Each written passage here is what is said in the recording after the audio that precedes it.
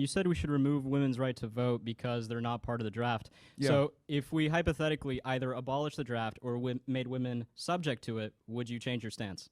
No, because women are physically inferior to men and shouldn't be in war anyway. Well, okay, but would you not agree that some women are physically Oh, the superior one to of the ladies some back men? there said period? See? When it benefits them, they agree. They don't want to go to war. Somebody said period. They agree with me. All right, go ahead. But would you not argue that some women are physically superior to some men? Some women are physically Absolutely. strong and some men are physically weak? Sure, but these are exceptions to the rule, right? Well, so The why should they average- be excluded if they like- can meet the criteria? Well, here's the thing. Now, this is what I'm a firm believer in. I think there needs to be one standard. If women could pass it, then sure. But I think in general, most women won't be able to pass it.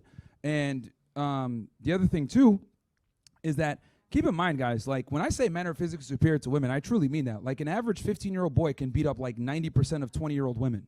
Like that is how physically inferior women are. They literally are, everything about them is just inferior physically. Bone structure, muscle density, lung capacity, everything, right? High school boys like will play sports against like, collegiate and or professional women and smoke them.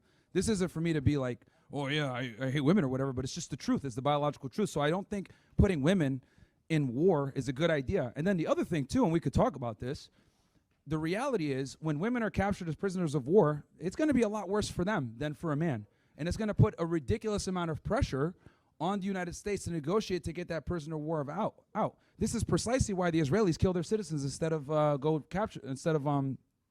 instead of negotiate, right, with the Hannibal Directive.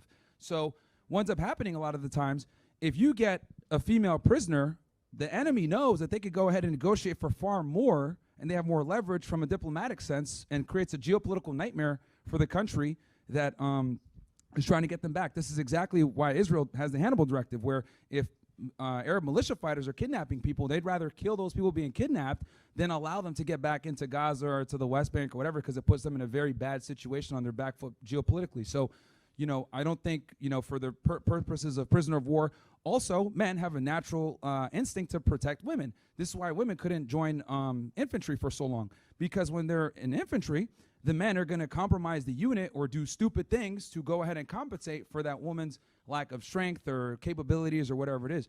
Now, I think in maybe some support roles, maybe women can be involved, right, if they pass the physical standards or whatever, but I would make it very hard where, the women need to be in the top 1 or 2% to be able to get in the first place, and if they do, it'd probably be from a support role, because I'm not a firm believer in weakening our military, for social justice, and that's what we've effectively done, right? Women want to feel like they're equal and involved, and it's like, no, dude, this is war. We need the best.